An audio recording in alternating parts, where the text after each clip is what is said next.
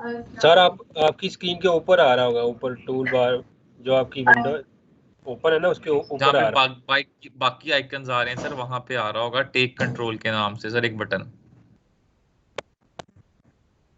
ये जो बाकी आइकन्स है ना, इसमें रिकॉर्डिंग का बटन है, वीडियो का है, ऑडियो का है का, और इसमें एक मेन्यू बना हुआ है, मेन्यू में देखें शायद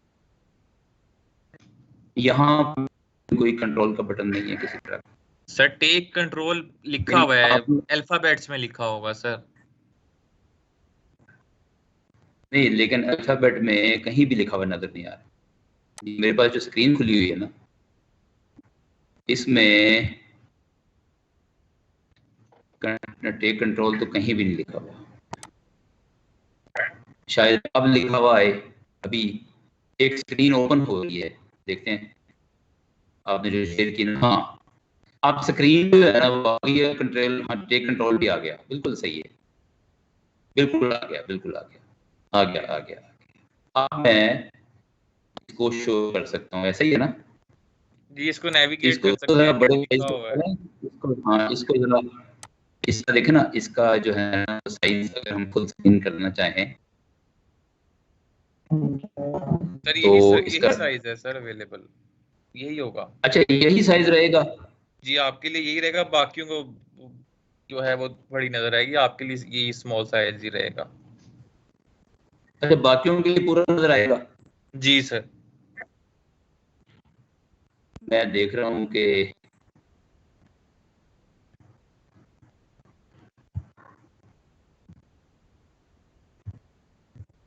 ये जो इसके नीचे हमें, मुझे एक टूल बार सी नजर आ रही है, वो टूल बार को चाह रहा हूँ कि कहीं साइड पे ले जाऊं, क्योंकि उसके ऊपर शो हो रही है। चलें खैर, तो बिस्मिल्लाह करें। हमारा जो आज का काम है वो, जी शुरू करें ना जी। अब तो कोई रुकावट जी नहीं है सर ना, काफी शुरू टाइम करें हमारा सर। वेस्ट हो। चले चले जी, बिस्मिल्लाह रहमान रहीम। मेरा ख्याल है ये यानी तीसरा बैच है, और इसमें मुझे लग रहा है कि ज्यादा लोग हैं हमारे साथ, ज्यादा पार्टिसिपेंट्स हैं, क्योंकि पहले तो 100 का बैच था ना, तो इसमें के साथ पार्टिसिपेंट्स लॉग इन हुए हैं, उनकी तादाद ज्यादा लग रही है। हमारा आज का जो टॉपिक है वो developing reading habits among students. मेरा नाम खालिद महमूद है, मैं यूनिवर्सिटी ऑफ द पंजाब में डीन हूँ इंफॉर्मेशन एंड मीडिया स्टडीज़ की फैकल्टी का, और मुझे मौका मिला है पिछले जो 2 बैच हैं उनके साथ भी कुछ मौज़ूआत पे लेक्चर्स देने का और क्वेश्चन आंसर के सेशन का। तो फॉर्मेट इसका यूँ होगा कि इस टॉपिक पर जो मैं आपके लिए लाया हूँ प्रेजेंटेशन, ये आपके साथ शेयर करूँगा मुख्तसर, और उसके बाद क्वेश्चन आंसर की सूरत में या की सूरत में एक हम इंटरेक्टिव सेशन कर लेंगे, और उसमें आपका इनपुट भी ले लेंगे। तो रीडिंग हैबिट्स जो हैं वो आप देखिए कि क्या चीज़ है ये रीडिंग। रीडिंग देखने सबसे पहले, reading is an active process of understanding meanings of words. Words के मीनिंग को अगर आप एक्टिवली अंडरस्टैंड करने की कोशिश करते हैं तो ये रीडिंग हो गई।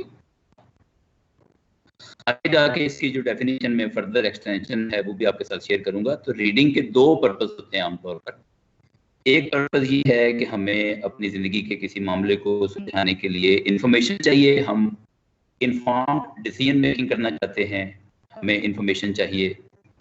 तो तालिब इल्म को इंफॉर्मेशन चाहिए, हमें जो है वो किसी प्रोफेशन को ज्वाइन करते हुए, अपना प्रोफेशनल वर्क करते हुए इंफॉर्मेशन चाहिए। हमें जो भी फैसला करना है ज़िंदगी में उसके लिए इंफॉर्मेशन चाहिए, तो उसके लिए हम रीडिंग करते हैं। और रीडिंग का दूसरा पर्पस जो है वो प्लेयर है, कि हमारे पास ज़्यादा टाइम है और हम उस टाइम को अच्छे तरीके से गुजारना चाहते हैं, इसके लिए हम रीडिंग करते हैं। और ये जो प्लेयर की रीडिंग होती है ये इंफॉर्मेशन से मुख्तलिफ होती है, इसमें जो जो होता है वो भी मुख्तलिफ होता है। ऐसा हो भी सकता है कि बाज़ ऐसी रीडिंग्स हों जो इंफॉर्मेशन भी दें, साथ प्लेयर भी दें, लेकिन आमतौर पर ये 2 मुख्तलिफ चीज़ें हैं। प्लेयर में हम लिटरेचर को रखते हैं, नावल अफसाने हैं, शायरी है, लोग हिस्ट्री को भी प्लेयर के तौर पर पढ़ते हैं, सफ़रनामे हैं जिससे कुछ मालूमात भी मिलती हैं और प्लेयर भी मिलता है। तो ये 2 मकासद हैं बड़े रीडिंग के।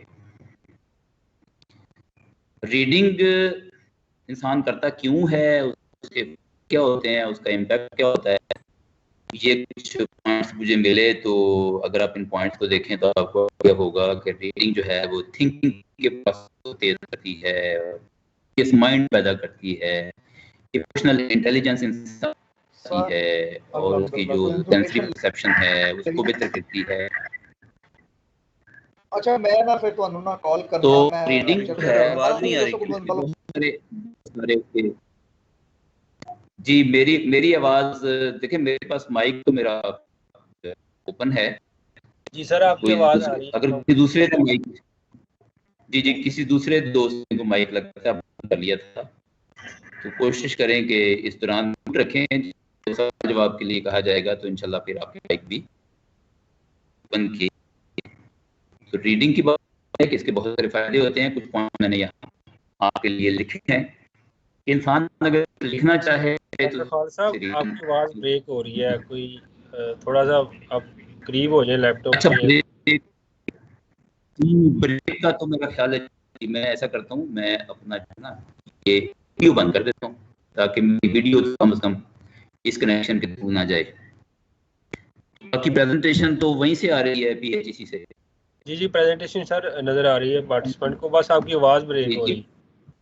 जी बिल्कुल ठीक है, मैंने वीडियो बंद कर दिया है ताकि उसका जो है वो बर्डन ना हो इस पे। जी अब बेहतर है। अगर राइटिंग करनी हो तो रीडिंग की जरूरत होती है। अगर अपना कोई ओपिनियन बनाना हो इंसान ने और उस ओपिनियन को डिफेंड करना हो दूसरों के सामने, तो उसे रीडिंग की जरूरत होती है।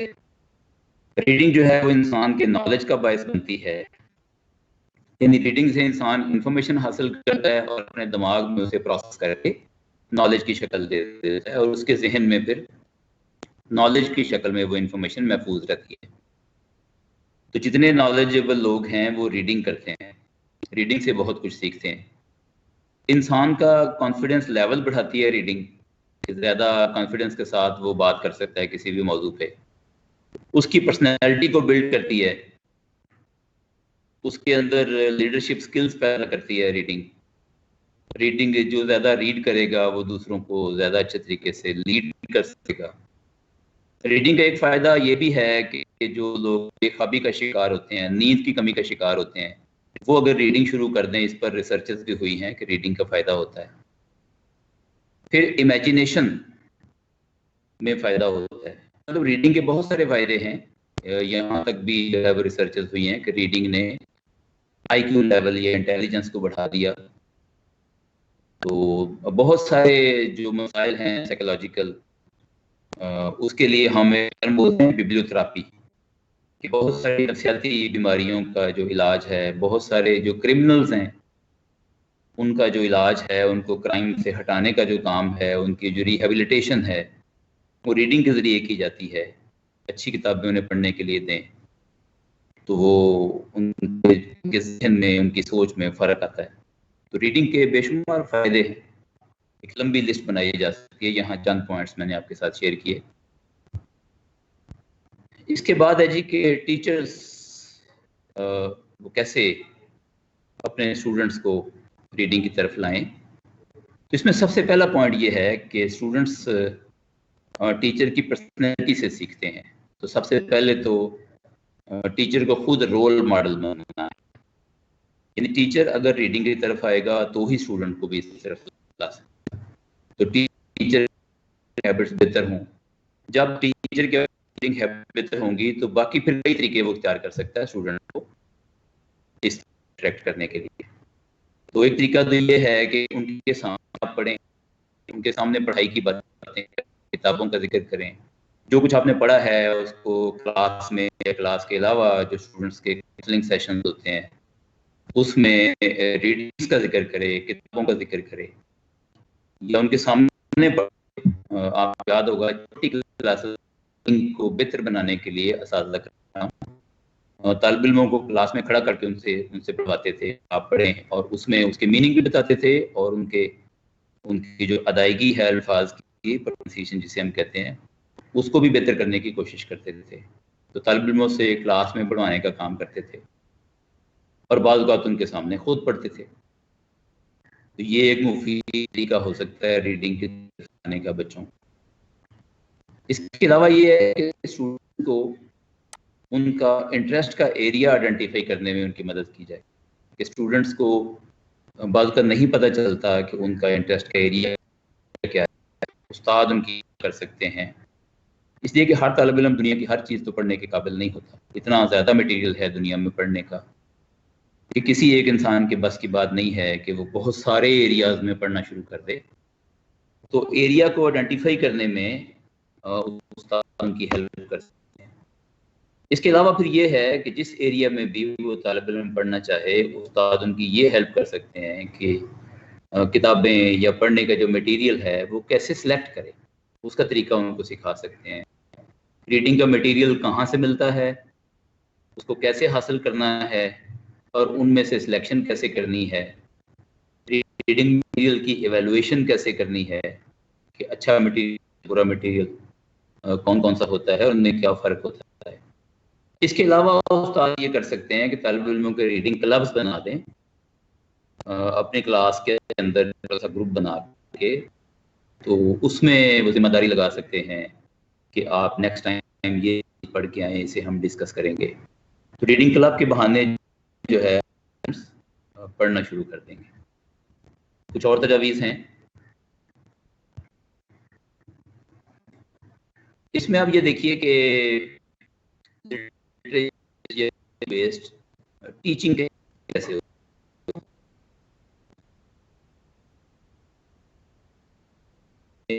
उस्ताद क्या क्या करे कि अपनी क्लासरूम में ऐसी करे कि जिसके का कोई ना कोई जिक्र आ जाए, कोई जिक्र आ जाए, कोई रीडिंग उसमें करनी पड़े। जैसे मैंने पहले कि तालिब इल्मों को सामने बिठा के रीडिंग करवाएं या उनके सामने खुद रीडिंग। उसके बाद ये है फिर किताब वगैरह या रीडिंग का कोई मटेरियल क्लास में ले जाए। जैसे उस दिन का अखबार है तो वो देखें आज के अखबार के दायरे में क्या लिखा है या आज के अखबार के एक में क्या है, ये आप लोगों से रेलिवेंट है, इसको हम पढ़ते हैं मिलके। तो रीडिंग के बारे में क्लास में गुफ्तगू भी करें, क्लास में बताए कि आजकल टीचर क्या पढ़ रहा है और क्या कुछ पढ़ना चाहिए और जो पढ़ रहा है उससे नई बातें क्या सीखी। उसके अलावा ये है कि तालिब को रीडिंग की तरफ लाने, अब जैसे कोई म्यूजिक है या कोई नातें हैं या कोई इवन वीडियो है तो उनके जो है उसकी तरफ तवज्जो दी जाए कि आपने एक गाना सुना है या आपने एक नात सुनी है तो आपने गौर किया उसकी शायरी कैसी है, उसकी शायरी आपने पढ़ के देखी है। इसी तरह अगर जो है में सब टाइटल्स होते हैं, सब टाइटल को भी लोग पढ़ के तो वीडियो दूसरी ज़बान में होती है। जैसे का ड्रामा जो है असल में तो तुर्की ज़बान में तैयार किया गया, तो उसके अंग्रेजी सब टाइटल के साथ भी अवेलेबल हैं। में बात डब किया गया तो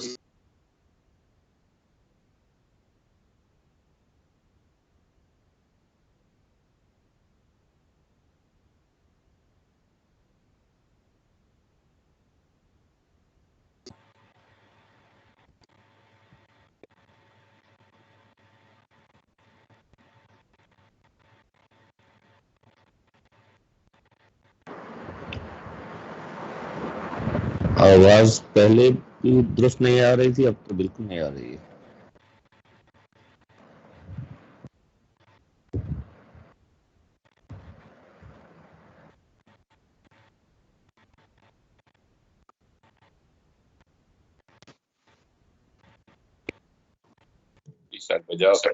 Sir, I think there is a problem in voice from your side, sir. Please check it. आपकी आवाज नहीं ठीक आ रही है सर। सर इंटरप्शन आवाज के बीच में कट होके आ रही है, इसको जरा देखिए। अब देखो खत्म हो गई है, पहले कट होके आ रही है, आवाज आ ही नहीं रही। आवाज का प्रॉब्लम आ रहा है सर। चलिए ठीक है, मेरा ख्याल है उनको कन्वे हो गया। तमाम दोस्तों को चाहिए जरा 1-2 सेकंड इंतजार कर ले, वो यकीनन ठीक कर रहे होंगे। Okay sir, okay.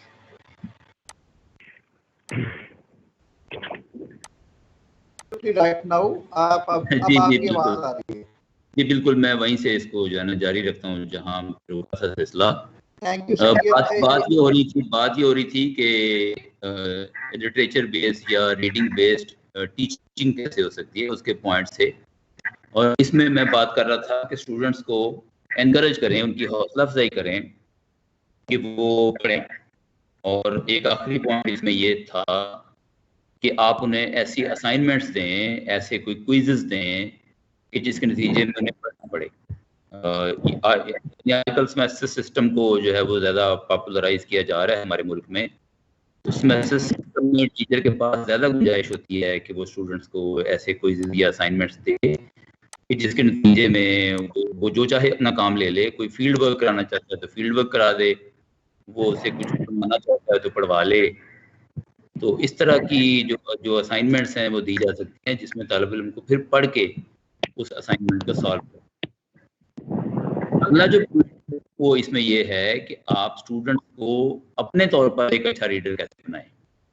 मतलब एक तरीका तो ये था कि उस्ताद उसकी रीडिंग हैबिट्स को प्रमोट करे, और दूसरा तरीका ये है कि उस्ताद उसे खुद को इस काबिल कर दे, उसकी शुरू में ट्रेनिंग करके या उसको एनकरेज करके या मोटिवेट करके उसकी ट्रेनिंग कर दे कि स्टूडेंट खुद एक अच्छा रीडर बन जाए।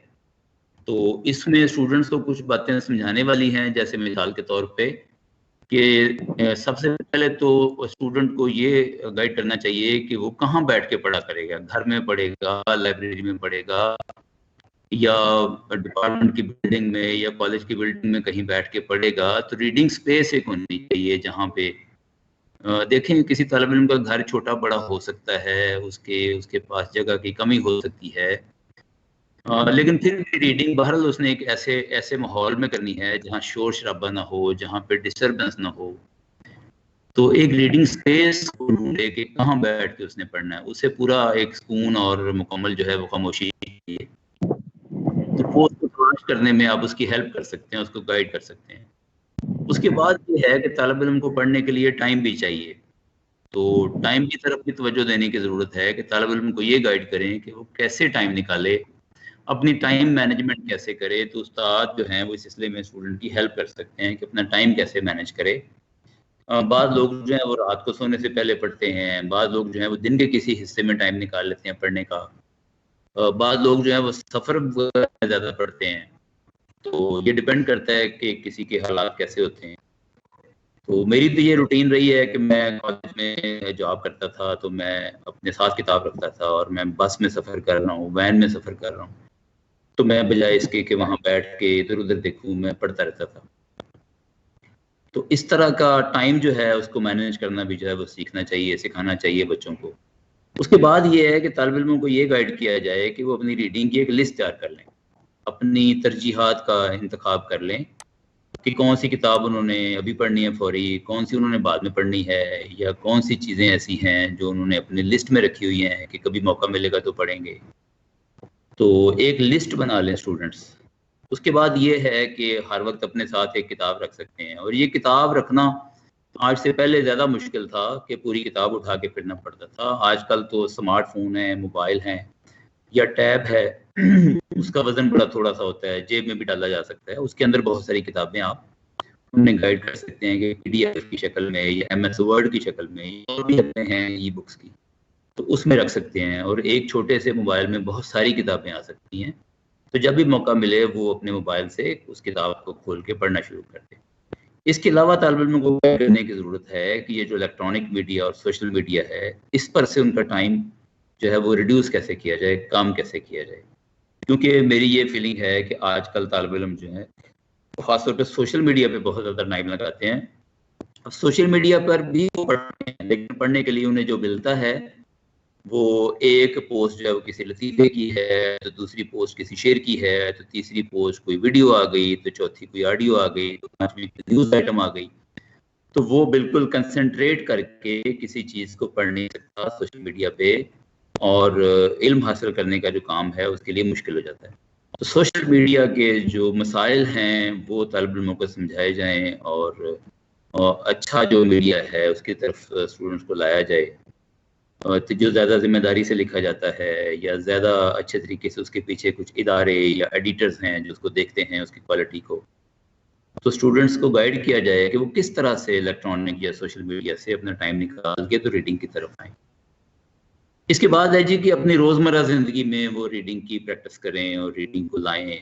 वो मतलब ये है कि उन्हें पढ़ने की आपने आदत डालनी है, चाहे वो अखबार हो, चाहे वो कोई बिल हो, तो आप उसकी तफसील उन्हें समझाएं कि एक बिल जब आता है बिजली का या गैस का, तो उसमें से कौन कौन सी चीज़ें पढ़ने वाली होती हैं, कौन कौन सी चीज़ें गौर तलब होती हैं। तो इससे क्या होगा कि तालिब इल्म को रीडिंग की तरफ आप ला सकते हैं। एक तरीका ये है कि आप उनको लाइब्रेरी में ले जाएं। लाइब्रेरियां हमारे यहाँ बहुत ज़्यादा तादाद में नहीं हैं, और हैं तो सही कुछ ना कुछ। कॉलेज की लाइब्रेरी होती है, फिर हमारे यहाँ जो स्कूल्स हैं उनकी लाइब्रेरियाँ होती हैं, फिर कुछ ना कुछ पब्लिक लाइब्रेरियाँ भी हैं। यानी चंद शहरों में हैं, बाकियों में नहीं भी हैं, लेकिन जैसी भी शक्ल हो, बाज़ वेलफेयर ऑर्गेनाइजेशंस ने लाइब्रेरियाँ बनाई होती हैं।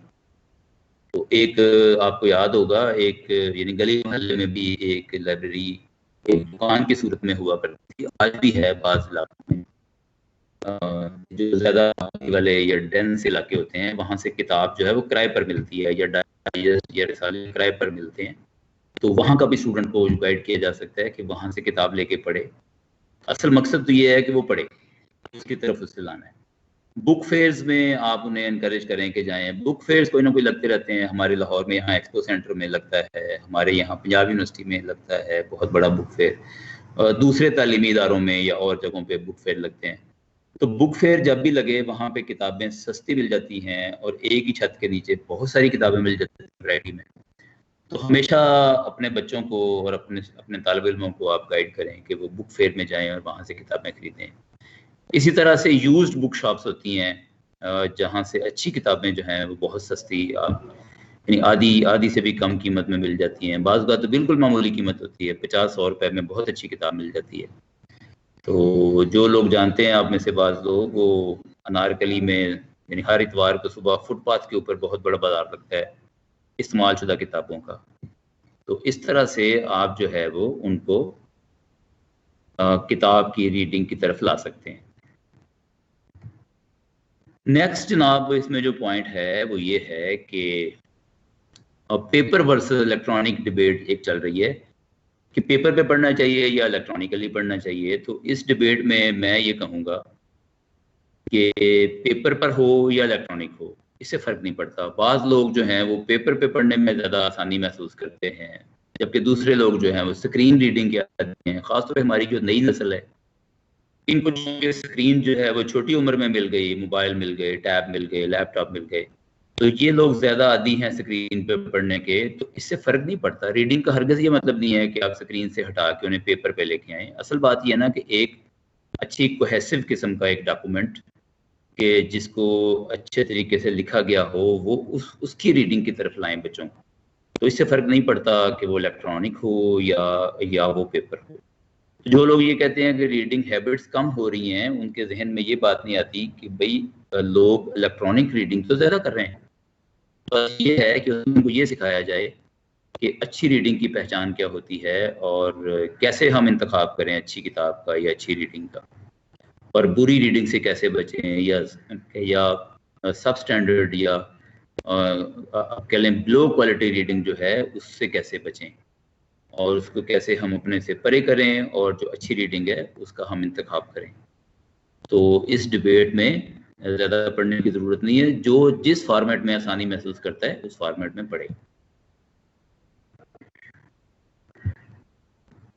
जी जनाब, तो बाज़ डिवाइसेस हैं उनका हमें पता होना चाहिए। जैसे डिक्शनरी है, तो डिक्शनरी तो हर घर में होनी चाहिए। डिक्शनरी अगर सिर्फ अंग्रेज़ी की मिसाल ले लें तो एक मुनासिब साइज़ की इंग्लिश टू इंग्लिश डिक्शनरी होनी चाहिए, एक इंग्लिश टू उर्दू होनी चाहिए, एक उर्दू टू इंग्लिश होनी चाहिए अगर आप अंग्रेज़ी में काम सीखना चाहते हैं।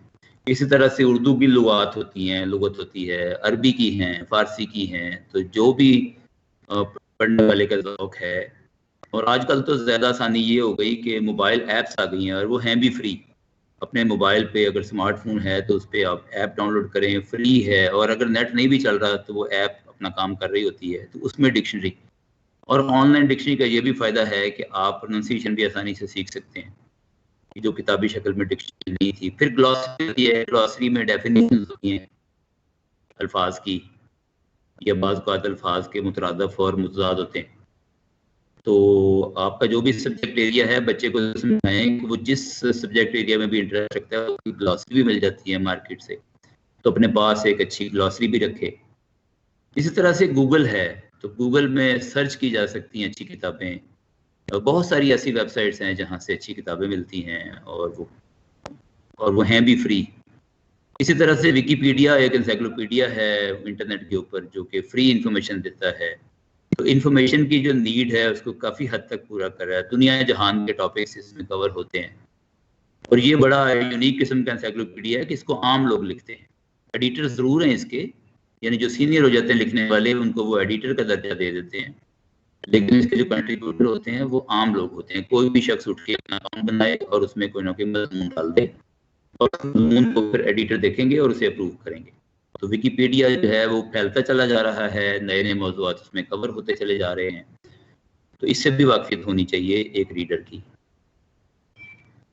इसके बाद है जी कि टेक्नोलॉजी जो रीडिंग में हेल्प करती है, एक तो मैंने पहले भी जिक्र किया कि पर्सनल कंप्यूटर्स हैं या लैपटॉप्स हैं, इस पर पढ़ा जा सकता है। फिर टैब हैं, फिर स्मार्टफोन है, फिर ई बुक रीडर्स आगे हुए हैं। ई बुक रीडर जो है वो रीडिंग के लिए स्पेसिफिक एक आला बनाया गया है, एक मशीन बनाई गई है। अमेज़ॉन से मिल जाता है उसका ई बुक रीडर, और इसी तरह से दूसरी कंपनियों ने भी बनाए हैं। तो ई बुक रीडर का भी बड़ा फ़ायदा होता है, उस पर पढ़ते हुए ऐसे महसूस होता है जैसे आप पेपर पे पढ़ रहे हैं। इसी तरह से टेक्स्ट टू स्पीच सॉफ्टवेयर है और ये फ्री हैं। आप गूगल पे सर्च करें टेक्स्ट टू स्पीच, तो ये सॉफ्टवेयर आप डाउनलोड कर लें एक ऐप के तौर पर, और कोई भी आप उसके सामने PDF या MS वर्ड की फाइल रखें, तो उसका फ़ायदा क्या होगा कि आप उस रीडिंग को सुन सकते हैं। तो अगर रीडिंग को सुन भी लिया जाए तो इसमें कोई हर्ज नहीं है, सिर्फ उसको रीड करने की ज़रूरत नहीं है।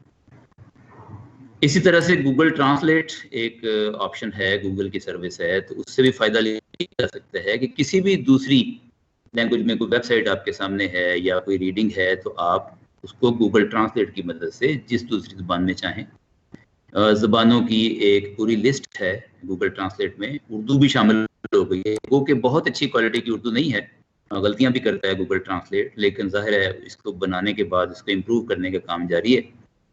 तो ये कुछ बातें थी जो मैं आपके साथ शेयर करना चाहता था अपनी तरफ से। तो अब जो है ना वो आप देख लें कि जो भी सवालात पूछना चाहें। आवाज़ तो क्लियर है। अब ये चाहे आप हटा दें ये जो प्रेजेंटेशन है, या चलें सामने नज़र आती भी रहे। अब हम सवालात ले सकते हैं या आपके कमेंट्स ले सकते हैं, हमारे पास जो बाकी टाइम है। जी जनाब, हमारे साथ जो कोऑर्डिनेट कर रहे हैं। जी जनाब, जो भी सवाल पूछना चाहे वो मेरा ख्याल हैंड रेज करेगा और उसके बाद फिर जो है ना उनका माइक अनम्यूट किया जाएगा। सवालात पूछना चाहें तो मोस्ट वेलकम। आज का जो हमारा टॉपिक है इसमें कुछ इजाफा करना चाहें तो ये बात हम कर सकते हैं। जी वालेकुम अस्सलाम। सर आपके सिलेक्शन मुझे बहुत पसंद आई, क्योंकि आज का जो दौर है इसमें रीडिंग का जो ट्रेंड था बहुत कम होता जा रहा था। Now I will adopt it as a hobby. Thank you sir. जी जी जी जी, बहुत शुक्रिया। ये टॉपिक अच्छा है कि इन्होंने शामिल किया PHEC वालों ने अपने सिलेबस में, और कोशिश यही है कि हम असातिज़ा के ज़रिए से तालिब इल्मों को या ओवरऑल इस पूरी कौम को ये सिखाएं कि अच्छी रीडिंग का कोई और नेमुल बदल नहीं होता। तो रीडिंग की तरफ लाएं लोगों को। दूसरे एडवांस कंट्रीज़ में आप देखें जिन्होंने भी दुनिया में की है, तो रीडिंग हैबिट तो बहुत बहुत कॉमन है वहाँ पे आप बस में सफ़र करें, ट्रेन में सफ़र करें, आपको हर शख्स जो रीडिंग करता हुआ मिलेगा। कुछ ना कुछ पढ़ने की चीज़ उसके पास जरूर है। जी सर, आपके टॉपिक की सिलेक्शन बहुत अच्छी थी, बल्कि जिन्होंने दुनिया में अपना नाम बनाया वो बिजनेसमैन भी हैं, वो अच्छे खिलाड़ी भी हैं, वो बड़े बड़े जर्नैल भी हैं, उनकी रीडिंग हैबिट्स की स्टोरीज हम पढ़ते हैं। अस्सलाम वालेकुम डॉक्टर साहब। जी वालेकुम अस्सलाम।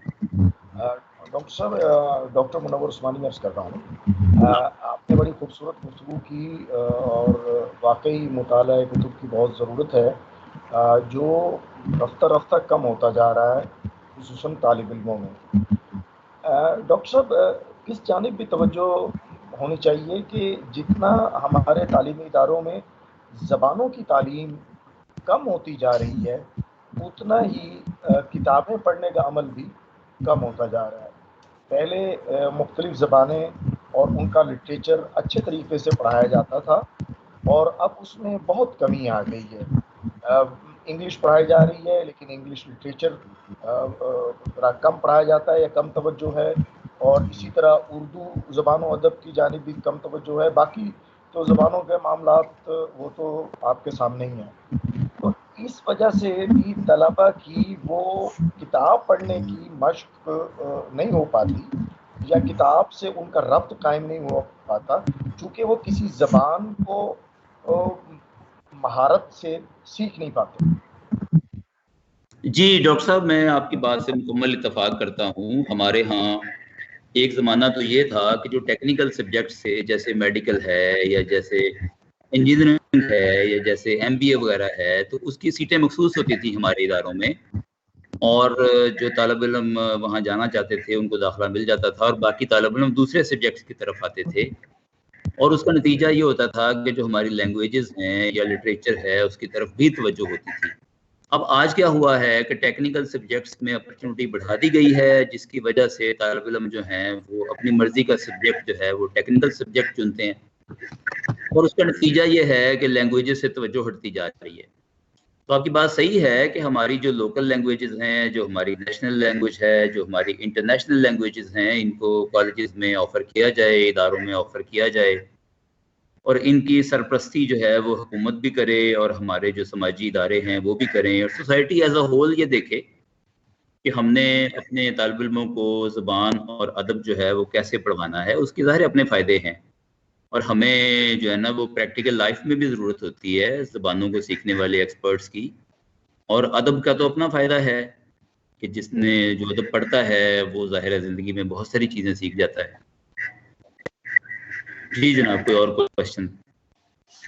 जी डॉक्टर साहब, खालिद साहब, मैं डॉक्टर जावेद हूँ और मैं बात करना चाहूँगा कि रीडिंग जो है ये हमारी मेमोरी को बड़ा इम्प्रूव करती है, हमारी कॉग्निटिव एबिलिटी इससे इम्प्रूव होती है, और अगर हम किसी वक्त स्ट्रेस्ड हैं कहीं तो हमें ये उस स्ट्रेस से एस्केप करने में भी बड़ी हेल्प करती है।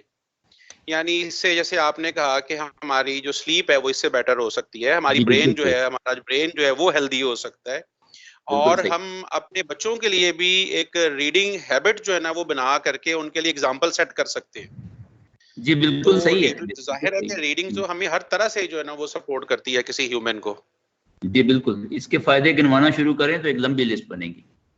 जी जी जी तो जी कुछ फायदे मैंने यहाँ पे बोल दिए, इसके अलावा भी बहुत सारी रिसर्चेस हुई हैं, बहुत सारा काम हुआ है इस पर, तो किसी वक्त ज्यादा टाइम हो तो ज्यादा लंबी गुफ्तगू भी की जा सकती है। तो बेशुमार फायदे हैं रीडिंग के। जी बेशुमार फायदे हैं माशाल्लाह, अल्हम्दुलिल्लाह आपने बहुत अच्छा एक्सप्लेन किया इसको। लेकिन इसके कुछ जो है ना हम कहते हैं कि कुछ डिसएडवांटेजेस भी हैं, प्लीज।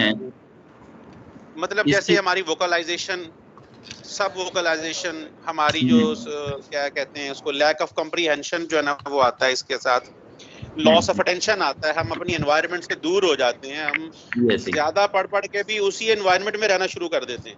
ऐसा ही है। असल बात तो ये ना कि जिंदगी में एक बैलेंस कायम करना होता है, यानी कुछ बातें हमने रीडिंग से सीखनी होती हैं और कुछ बातें हमने मुआशरे से सीखनी होती हैं, तो इसके दरमियान एक अच्छा बैलेंस हो तो बेहतर। जी बिल्कुल, बहुत शुक्रिया। अस्सलाम वालेकुम डॉक्टर साहब, आज की जो जनरेशन है वो इससे बिल्कुल हट गई है, तो ये दोबारा ट्रेंड कैसे पैदा किया जाए बच्चों में रीडिंग वाला? जो उसमें देखे ना, उसमें मैंने कुछ तो टिप्स आपको दी है ना। तो सबसे जो बड़ी टिप है वो तो यही है कि अगर मैं और आप ये समझते हैं कि हमें बच्चों को इस तरफ लाना है, वो बच्चे चाहे हमारे अपने बच्चे हों चाहे वो हमारे तालिब इल्म हों, तो इस तरफ लाने के लिए जो सबसे बुनियादी नुक्ता है ना वो ये है कि खुद हम उनके लिए रोल मॉडल बनते हैं कि नहीं। रोल मॉडल अगर हम बन जाएं, मतलब मैं और आप जो हैं वो आज से ये तय कर लें कि हमने रीडिंग करनी है, तो हम रीडिंग जब हम करेंगे तो तभी हम, यानी हमें देख के दूसरे भी करेंगे और तभी हम इसके लिए ज़्यादा सीरियसली कोशिश भी करेंगे। तो रोल मॉडल तो खुद बनना है, खुद रोल मॉडल बनेंगे तो काम अच्छा हो जाएगा। जी थैंक यू जी। जी वालेकुम सलाम। जी बारी कोई एक आप में से बात करें। जी मैं ये कहना चाह रहा था।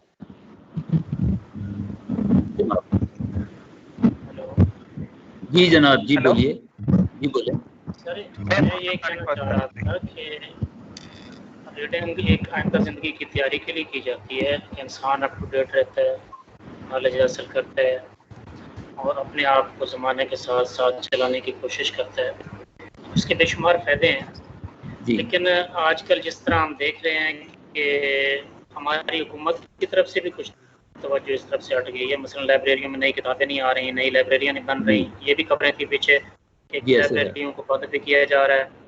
तो इसके साथ साथ क्योंकि दुनिया जैसे जैसे तरक्की कर रही है तो मॉडर्न लाइब्रेरियाँ, ई लाइब्रेरियाँ जो हैं, ई बुक्स जो हैं, ई लिटरेचर जो है, उसके लिए हुकूमत को ज़्यादा से ज़्यादा फैसिलिटेट करना चाहिए। कि बड़ी लाइब्रेरियाँ हों, नेट की फैसिलिटी जो है वो बेहतरीन हो, साइबर लिंक्स हों, तो उसके बारे में आपका क्या? सही है, आपकी बात सही है कि आजकल के दौर में इलेक्ट्रॉनिक लाइब्रेरियाँ बननी चाहिए। हुकूमत ने कोशिश की भी थी, पंजाब गवर्नमेंट ने कुछ लाइब्रेरियाँ बनाई, उनका नाम भी उन्होंने ई लाइब्रेरीज रखा, लेकिन वहाँ पे कुछ मसाइल आए और उन मसाइल का वो शिकार हैं और सही तरह से अपनी खिदमत नहीं दे रही।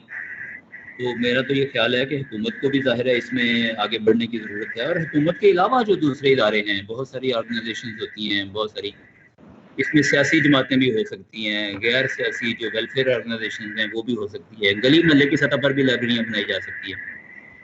और जो लोग अफोर्ड करते हैं वो उन्होंने वो ज़ाती लाइब्रेरियाँ बना के भी, मैं ऐसे कई अपने दोस्त अहबाब को जानता हूँ जिन्होंने अपनी जेब से पैसा खर्च करके अपने गांव के लिए, ये माइक आप बंद कर दीजिए, माइक खुला ना तो माइक से फिर शोर आ गया, यानी माइक अगर बंद कर दें आप तो शोर नहीं आएगा। तो मैं ये बात कर रहा था कि ऐसे में कई लोगों को जानता हूँ जिन्होंने अपनी जेब से पैसा खर्च करके तो अपने गांव में एक छोटी सी लाइब्रेरी बना दी, गांव का जो डेरा है उसमें रखवा दी 1-2 अलमारियाँ और उसमें किताबें भर दी, और बच्चे, गांव के बच्चे जो हैं वहाँ आके किताबें पढ़ते हैं, बच्चियाँ जो हैं वो किताबें घर ले जाती हैं। तो इस तरह से पढ़ने का एक जो है वो बहुत सारे, यानी बहुत सारे फोरम हो सकते हैं इस काम पे, उसमें से गवर्नमेंट तो एक है ना।